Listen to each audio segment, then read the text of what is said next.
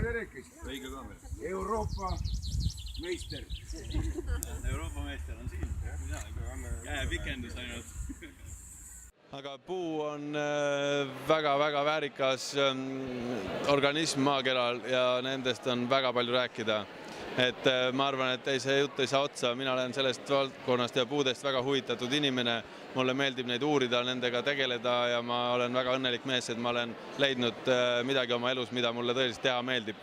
Nii et sellest võib rääkida ja sellest see konkurss oli ka kõigele muule vaatamata ja lisaks veel üks väga tugev selline uuring selle sama Orissaare tammu ja asjus, et me saime selle puu kohta nii palju uut informatsiooni, see oli selline väga lahe ja ma kindlasti plaanin koguda need infot kokku ja loodame, et sellest Orissaare tammest saab ka vahva tammeraamatu ühel päeval.